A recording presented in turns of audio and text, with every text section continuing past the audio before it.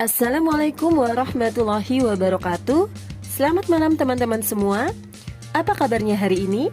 Sudah siap untuk menyimak pembelajaran prakarya kali ini?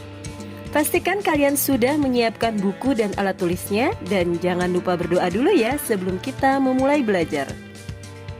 Pada malam hari ini kita akan sama-sama membahas materi pada modul 7, yaitu tentang kreasi limbah bahan lunak.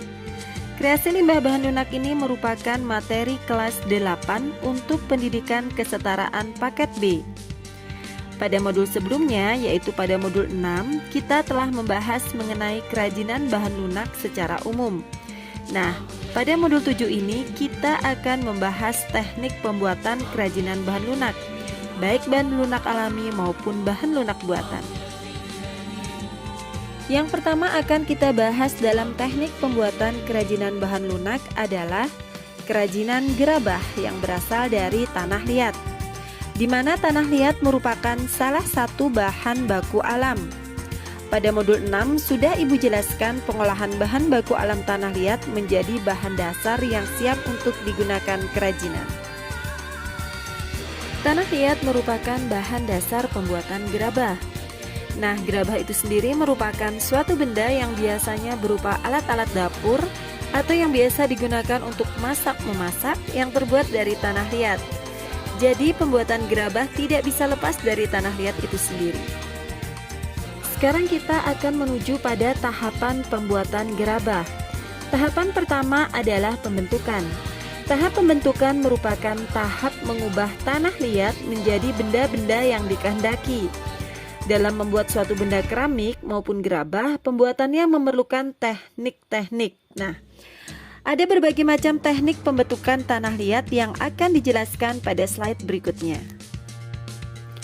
Tahapan yang kedua adalah pengeringan. Tujuan utama dari tahap ini adalah untuk menghilangkan air yang ada di dalam tanah liat yang sudah dibentuk dengan cara menaruh gerabah yang sudah dibentuk tadi pada rak dan diamkan 2-3 hari. Atau bisa menggunakan matahari sebagai proses penguapannya hingga bentuk tanah liat kering.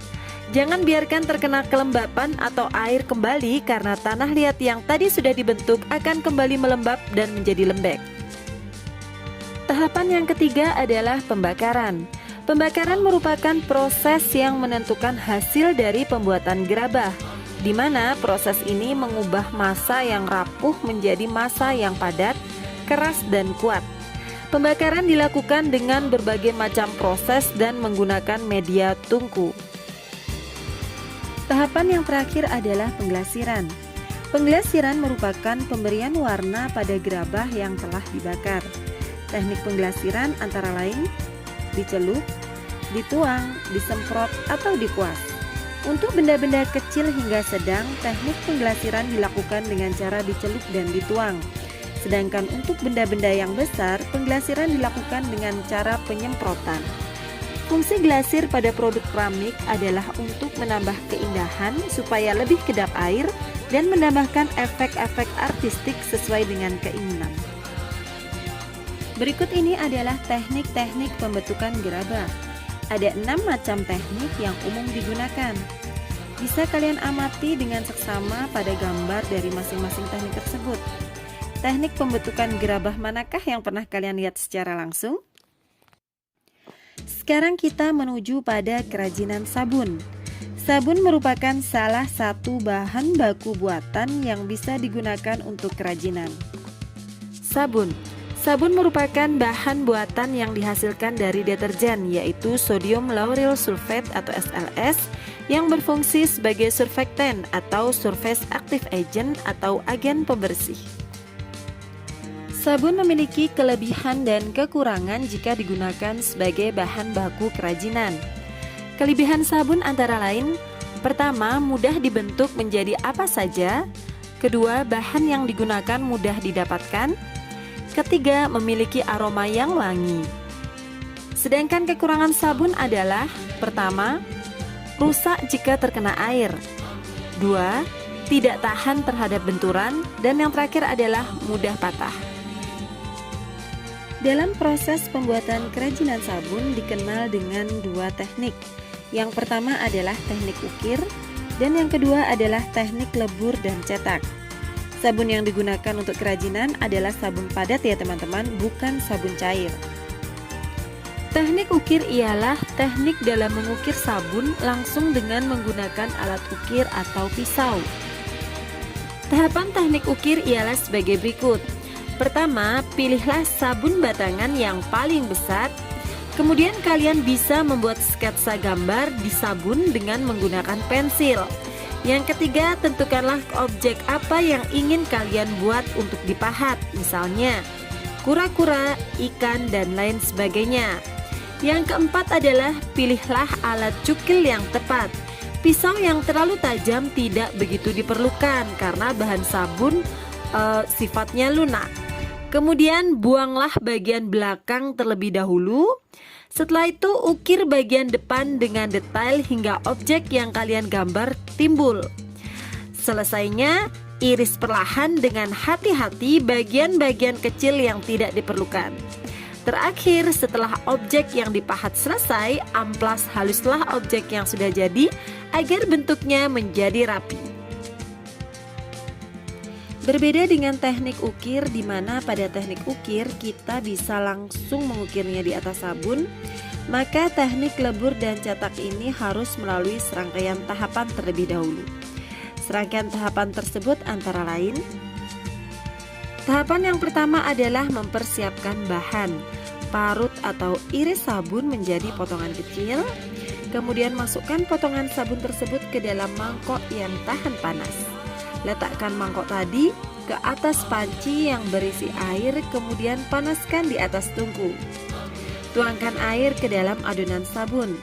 Takarannya, setiap 350 gram sabun, kalian bisa menambahkan 260 ml air. Kemudian aduk hingga melunak dan tercampur rata. Tahapan yang kedua adalah penambahan bahan ekstra. Apabila sabun yang kalian gunakan tanpa adanya pewangi maupun pewarna, maka kalian bisa menambahkan bahan ekstra, yaitu tambahan pewangi. Setiap 350 gram sabun, maka kalian bisa menambahkan 15 ml pewangi. Bisa juga ditambahkan pewarna sesuai dengan yang kalian inginkan. Tahapan yang terakhir adalah mencetak sabun. Siapkan cetakan yang kalian inginkan, bisa berbentuk hewan atau bunga dan lain sebagainya. Masukkan adonan sabun tadi yang sudah ditambahkan bahan ekstra ke dalam cetakan. Kemudian tunggu adonan sabun mengering dan keluarkanlah dengan hati-hati sabun tersebut dari dalam cetakan. Nah, setelah kerajinan gerabah dan sabun yang kalian buat tadi sudah jadi, maka untuk menambah nilai produk, maka hasil kerajinan kalian tadi kalian bisa kemas sedemikian rupa agar lebih menarik untuk dipasarkan. Apa sih pengertian kemasan itu? Kemasan merupakan bagian terluar yang membungkus suatu produk dengan tujuan untuk melindungi produk dari cuaca, guncangan, dan benturan-benturan terhadap benda lain. Fungsi dan tujuan pengemasan karya kerajinan antara lain adalah: pertama, kemasan memenuhi syarat keamanan dan kemanfaatan. Kemasan melindungi produk dalam perjalanannya dari produsen ke konsumen. 2. Kemasan dapat mendukung program pemasaran. Ketiga, melalui kemasan, identifikasi produk menjadi lebih efektif dan dengan sendirinya mencegah pertukaran oleh produk pesaing. Keempat, kemasan merupakan suatu cara untuk meningkatkan laba perusahaan. Kita sudah mengetahui fungsi dan tujuan pengemasan. Oleh karena itu, kalian harus membuat kemasan semenarik mungkin. Selain fungsi dan tujuan, kemasan juga memiliki manfaat.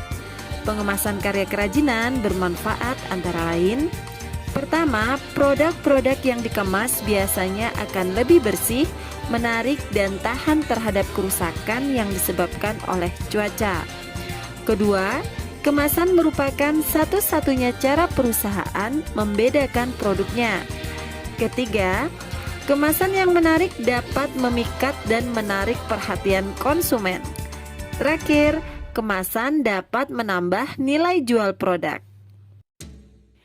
Sekarang kita akan membahas jenis kemasan berdasarkan struktur isinya. Jenis kemasan berdasarkan struktur isinya terbagi menjadi 3 jenis, yaitu yang pertama adalah kemasan primer. Disebut kemasan primer karena kemasan ini langsung bersinggungan dengan produknya. Contohnya kemasan primer adalah botol, tub, dan tutupnya. Jenis yang kedua adalah kemasan sekunder. Kemasan sekunder diperlukan untuk melindungi kemasan primer selama dalam penyimpanan di gudang, saat transportasi, maupun saat didistribusikan ke pelanggan partai besar maupun pelanggan eceran. Kemasan sekunder juga untuk mengantisipasi moda transportasi serta kondisi jalan pada sistem distribusinya. Sesuai dengan fungsinya untuk melindungi kemasan primer, maka kemasan sekunder dapat berbentuk tatakan atau tray, pembungkus atau wrapper, pengikat atau binder, dan dapat terbuat dari bahan karton, plastik, tali, film pembungkus, serta karton atau kardus. Jenis yang ketiga adalah kemasan tersier dan kuarter. Apa itu kemasan tersier dan kuarter? Kemasan tersier dan kuarter merupakan kemasan yang digunakan untuk menggabungkan seluruh kemasan sekunder untuk memudahkan proses transportasi dan mencegah kerusakan produk. Contohnya adalah palet yang terbuat dari kayu, cardboard atau plastik, dan shrink wrap yang digunakan untuk memudahkan proses transportasi dan melindungi sekumpulan produk yang sudah dikemas dalam kemasan sekunder. Sekarang kita akan membahas mengenai jenis kemasan berdasarkan frekuensi pemakaiannya. Berdasarkan frekuensi pemakaiannya, kemasan memiliki 3 jenis, yaitu pertama adalah kemasan sekali pakai atau disposable. Kemasan ini langsung dibuang setelah 1 kali pakai, contohnya bungkus plastik, bungkus permen, bungkus daun, karton dus, makanan kaleng, dan lain-lain. Jenis yang kedua adalah kemasan dipakai berulang kali atau multi-trip. Kemasan jenis ini umumnya tidak dibuang oleh konsumen, akan tetapi dikembalikan lagi pada agen penjual untuk kemudian dimanfaatkan ulang oleh pabrik. Contohnya botol minuman dan botol kecap. Jenis yang ketiga adalah kemasan yang tidak dibuang atau semi-disposable. Kemasan ini biasanya digunakan untuk kepentingan lain di rumah konsumen setelah dipakai. Contohnya, kaleng biskuit, kaleng susu, dan berbagai jenis botol. Adapun jenis kemasan berdasarkan tingkat kesiapan pakai antara lain, pertama adalah kemasan siap pakai. Kemasan siap pakai ini adalah bahan kemas yang siap untuk diisi dengan bentuk yang telah sempurna sejak keluar dari pabrik. Contohnya adalah wadah botol, wadah kaleng, dan sebagainya. Sedangkan kemasan siap dirakit adalah kemasan yang masih memerlukan tahap perakitan sebelum pengisian. Misalnya, kaleng dalam bentuk lempengan dan silinder fleksibel, wadah yang terbuat dari kertas, foil, ataupun plastik. Nah, sekarang kita akan membahas mengenai jenis bahan kemasan. Jenis bahan kemasan ada 3, yaitu yang pertama adalah kemasan kertas. Kemasan kertas merupakan kemasan fleksibel yang pertama sebelum ditemukannya plastik dan aluminium foil. Saat ini kemasan kertas masih banyak digunakan dan mampu bersaing dengan kemasan lain seperti plastik dan logam karena harganya yang murah, mudah diperoleh, dan penggunaannya yang luas. Jenis bahan kemasan yang kedua adalah kemasan kayu.